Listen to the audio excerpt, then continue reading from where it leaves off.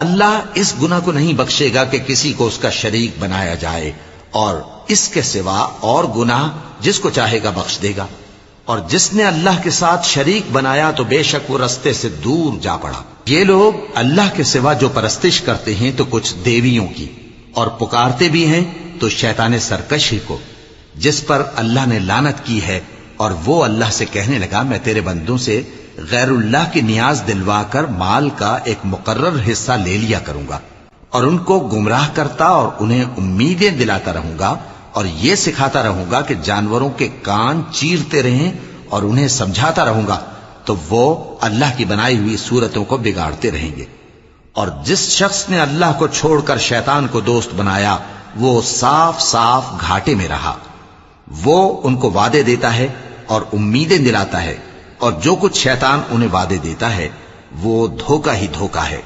ایسے لوگوں کا ٹھکانہ جہنم ہے، اور وہ وہاں سے کوئی راہ فرار نہیں پا سکیں گے۔ اور جو لوگ ایمان لائے اور نیک کام کرتے رہے ان کو ہم بہشتوں میں داخل کریں گے جن کے نیچے نہریں جاری ہیں،